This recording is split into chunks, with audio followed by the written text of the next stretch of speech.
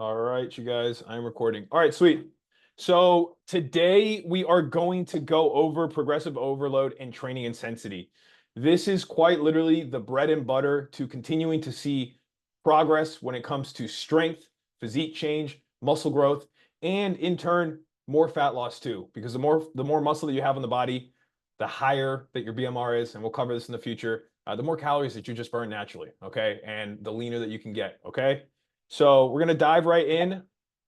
First, let's go over everything. All right. So we're going to go talk about progressive overload, but not only what it is, but also different ways that you can implement this into your own training and really get the most out of your training.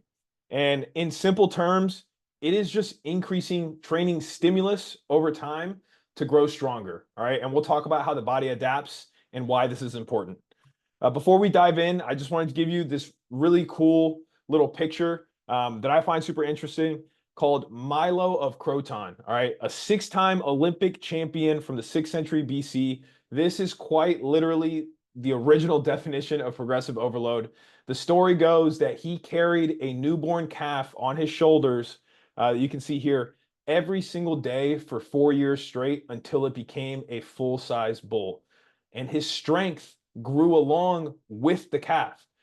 So as the bull slowly increased in size, it was such a minimal change day to day, maybe 5 pound increase, if that, that his body could adapt to that 5 pound increment. But over the span of 6 years, 4 years, it turns into a massive bull, but his body is able to keep up because it's able to adapt to that new stimulus. And this is why progressive overload is super important. And I just always like sharing this because it's super interesting to see that it's a part of everything. All right. So let's dive right in. So like I mentioned, progressive overload is super vital for all progress in the gym. A lot of people really overcomplicate it, but it's an extremely simple concept. As I mentioned before, the human body is extremely adaptable. I like to think of it almost as a chameleon. The same way that a chameleon changes its color to the environment that it's surrounded by, our body wants to adapt to the stimulus that is given to us, the stress that is given to us. It wants to stay in homeostasis. So it wants to learn and change and become better at handling the stress that's coming towards us. So, just a quick example, when we run, our body adapts and it becomes more efficient at running. So, oftentimes, we either need to run longer distances or faster in order to get the same effect that we used to get when we first started. And this is progressive overload. When it comes to training, it's just increasing the training stimulus in the gym. All right. And when I say training, I mean specifically resistance training, lifting weights. So when we choose a weight, we want to pick a weight that is going to challenge us. All right. If it doesn't challenge us, the body has no reason to adapt. If we're just going through the motions and everything is easy, there's no reason for the body to change. You're not giving it enough stimulus and stress to grow. So during a training session, this is what will cause muscle damage. We are creating micro tears in the muscle from lifting weights, from having to work so hard and pushing past our limits. And this is the beginning of something known as supercompensation. And I'm going to cover this in one of our future topics that I'll be going over in the rest and recovery lesson, which is also very vital. So that supercompensation sequence is stimulus that your body's like, what the fuck? This is heavy. This is hard. This is a lot of stress. And then when we rest, our body wants to adapt. It wants to supercompensate and thinks that, okay, so I just got smashed by 50 pounds. I need to adapt this body so I can handle 50 pounds the next time I'm in this area again. So we recover and we grow a higher baseline of fitness. All right. Once again, we'll dive into the nitty gritty details of those things in the rest and recovery lesson. So now that our body has adapted to these higher levels of stress, you need to continue to increase the stress and stimulus in order to cause further damage, in order to cause further growth and physique change. So for example, if you start day one in the gym hitting 135 on bench press, you're a freak of nature if you do, because it took me years to be able to hit 135 when I first started lifting. But if you're able to walk in, hit 135 on bench press for 6 reps, and it's kind of challenging, At first, it causes damage. It's hard for your body to do this, and it stimulates that body to repair and grow and adapt to the 135 for 6 reps. So during your next training session, you should be able to hit 135 a little bit easier. And obviously, life and science isn't always exactly the same because we have outside stresses and stimulus. But even at a microscopic level or a very fraction of a level, it should technically be a little bit easier because your body has adapted. Therefore, your baseline for your strength has increased slightly. So in order to continue to cause more muscle damage, you need to use progressive overload. You need to increase the stimulus. And if you don't, then you're never going to go anywhere and you're going to stay exactly the same all the time. So now to cause that muscle damage that you need, you have to increase the weight, maybe up to 155 pounds, and repeat this process over and over and over again and continue to get stronger. This is how people go from benching 135 to benching 225, 315. It doesn't happen overnight. It's a week-to-week basis of increasing the weight, increasing the stimulus, resting and recovering and allowing your body to grow new muscle and adapt, and then coming back and challenging yourself a little bit harder than you did the week before. So in a nutshell, it's simply the process of growing stronger in the gym so that your body adapts to higher levels of stress. That's basically what progressive overload is. And during the process, known as supercompensation, and feeding your body, which is also very important, feeding your body the nutrients, the fuel that your muscles need to grow, then they will grow in size because that is the adaptation that your body is going to want to have. Now, progressive overload should be the goal of every single one of your lifts, every single one, all right?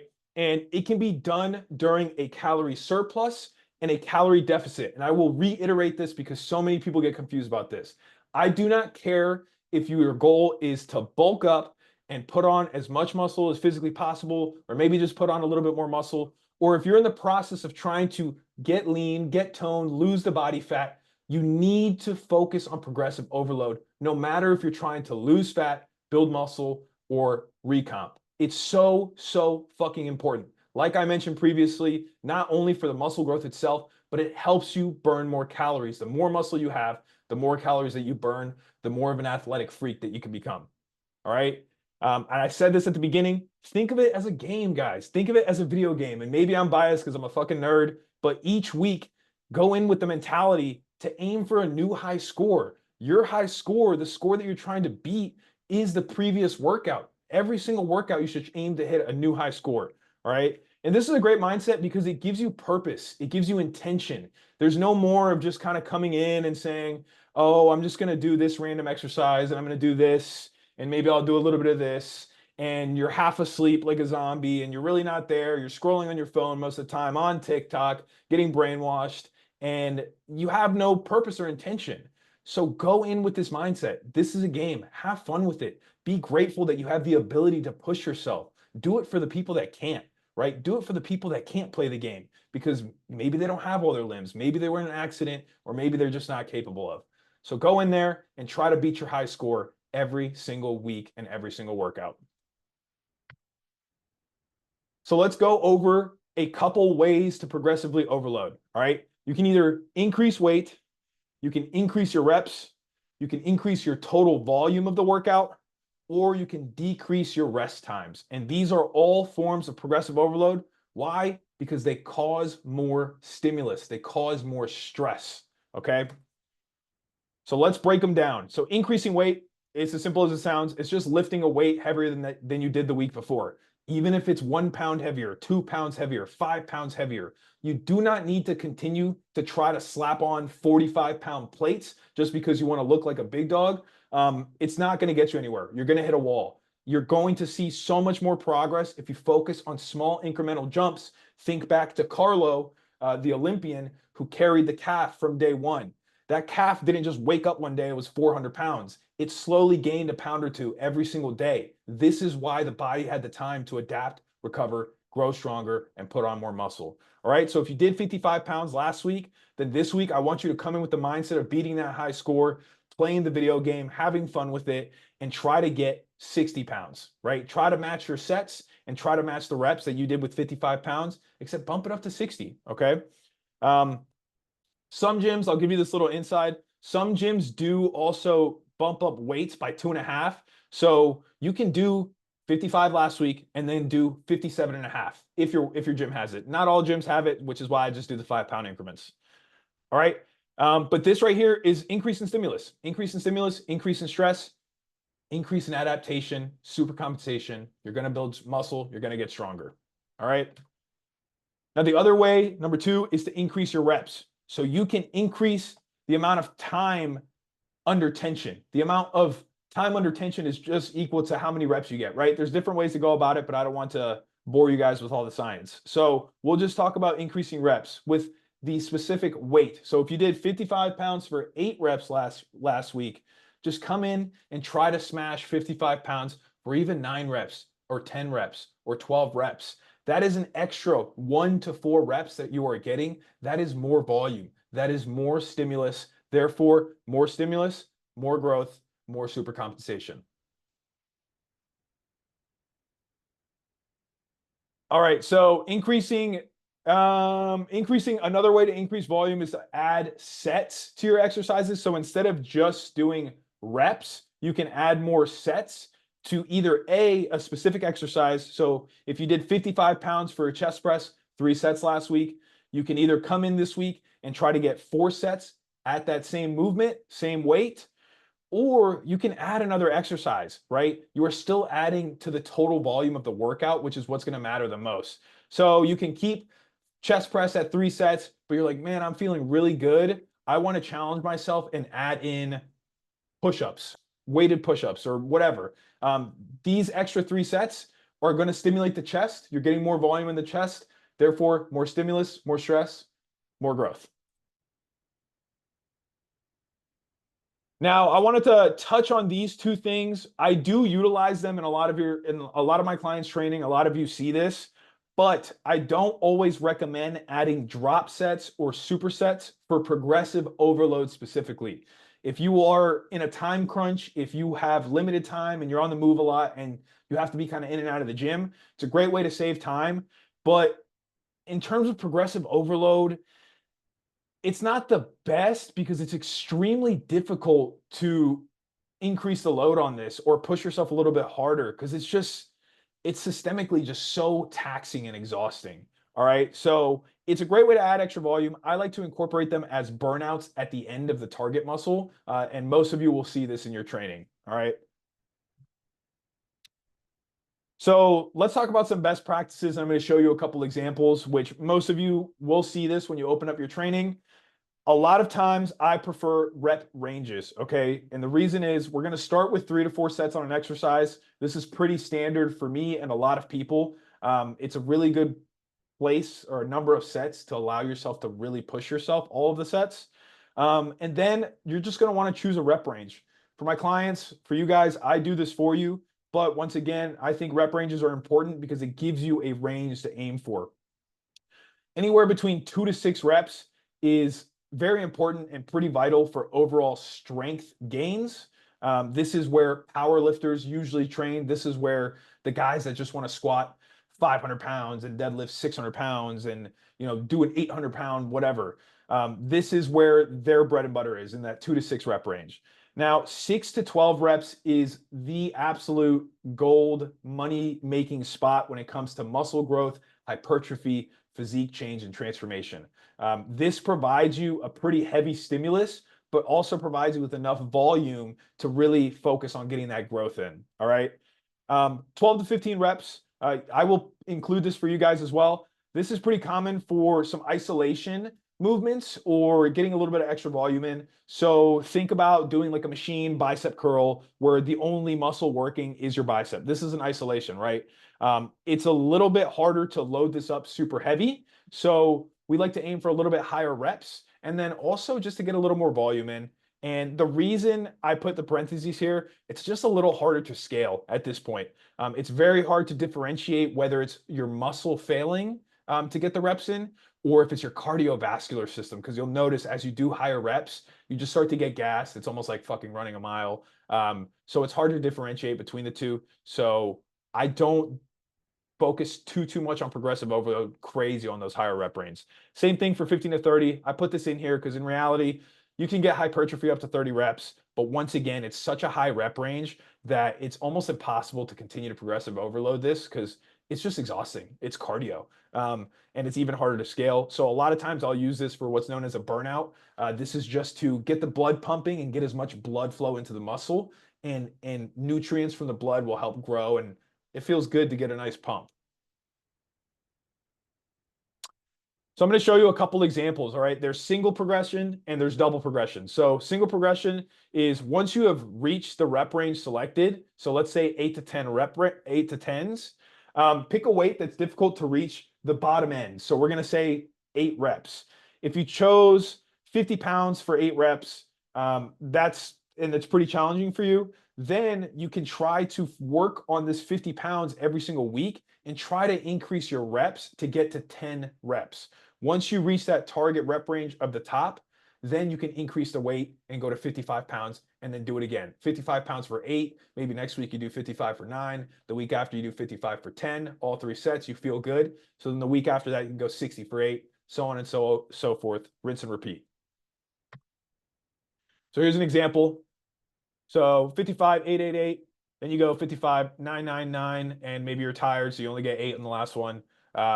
All the way up till you can get up to 10 pounds. Once you have hit all 4 sets for 10 reps, then you can go ahead and increase that weight to 60 pounds. When it comes to double progression, the main difference, and I don't want to confuse you guys, single, if you pay attention here, I don't know if you guys can see my mouse, you are aiming to get the entire sets at the same reps, right? So we are not increasing weight until we get all 4 sets of 10 at 55 pounds, and then you're good to increase weight. Double progression is going to be increasing weight whenever you hit that top end range on any of your sets. So let's say you get 3 sets of 8 and you're feeling really fucking good. You're getting extra food, you're carved up, you're feeling super active, and you're ready to fucking crush the video game the next session you come in, and you do 55 pounds and you get 10, 10, 10. So, or you get 10 reps on your first set, and you're like, okay, I still feel good. 10 reps on your second set, but you're so gassed that you have to drop back down to 50 pounds on your final set. That's okay. This is still progressive overload. You still manage to get a total of 4 extra reps at this heavier load and still come back down to a little bit lighter and get a little extra volume in. Same thing goes the next week. Let's say you're feeling really good. You go for 60 pounds. You get 10 reps, but only your first set, you're so exhausted. This was an absolute grinder. You went to failure. There was no way you were going to be able to do one more rep past that. So your next set, you drop back down to 55 pounds to make sure that you can fall within that 8 to 10 rep range. This is still awesome. This means you're pushing yourself. And then so on and so forth. You get a little tired, 55 for 9 reps. This is still money, guys. Absolutely still money. And then another example is something like this. Once you get into the habit of things and you understand what weights to attack every week that you come in and every session, a lot of times it will start to look like this. I know that I can rip 60 pounds for 10 reps. It's hard as fuck, but I know I can do it. I'm going to challenge myself and do it. And I know that if I continue to stick with 60 pounds, I can still stay within that 8 to 10 rep range. So even if you're sticking with the same weight and the reps are going down because you're fatiguing, this is still awesome. This means that you're pushing yourself. This is true training intensity. This means that this was so heavy, you got your 10 reps. There's no way you're going to be able to do 10 again because it was so heavy, but you still went for it and got 9. Same thing. You want to try to go for it again, but you only got 8. So I would stick with 60 pounds until I can manage to get all 3 sets for 10 reps.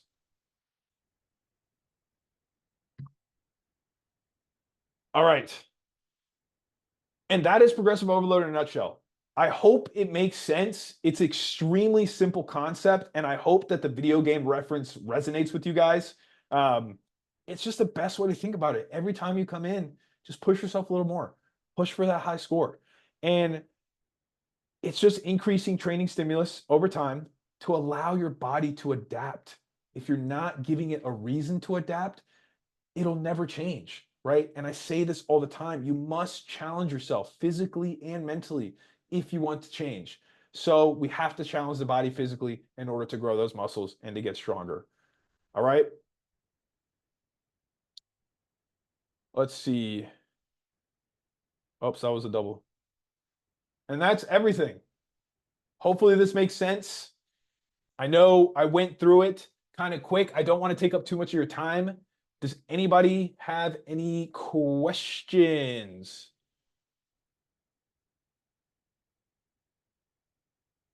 All good, Jada? Yep. Okay, Very cool. straight. Have you been training like this in the I past? have. hmm Okay, perfect. So that makes me feel good that I'm Good. on the right track. Yes, awesome. So we just got to keep this up. Carlos, what about you? I don't know if you're driving or if you're at the gym, if you can unmute or just type in the chat or be Yeah, silent. I'm at work right now, but I have questions. I took them down on notes, but in the video call on Friday, I'll just ask them. Okay. Do you mind asking any of them now, even if it's just one or two, because maybe somebody else could get a benefit from it? Um, like what if you have like past injuries and stuff like that, and you try to do progressive overload, but you can't, and you just try to stay like at a certain weight where it doesn't like hurt as much Yeah. in that So same area. that's a really great question. And that is what I would do. I would not push intensity absolutely insane. I would keep it to a lighter load.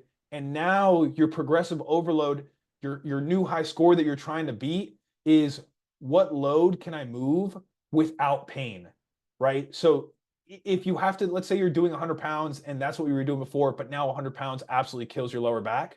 Then if you have to drop to 50, that's okay. We have to leave the ego at the door. We drop to 50, and if that's pain free, that's a W already. So now your form of progressive overload is 50 pounds, 3 sets of 8. Feels really good, no pain whatsoever. Let me try 55, 3 sets of 8, and no pain whatsoever. Then you can continue to go up and up. At the end of the day, when it comes to injuries, unless it's some sort of skeletal issue where you need to go to the doctor, it is a lot of times muscle strains and muscle tightness that just requires a little more movement and blood flow at lighter loads. All right. So I would say focus on progressive overload in the pain-free area.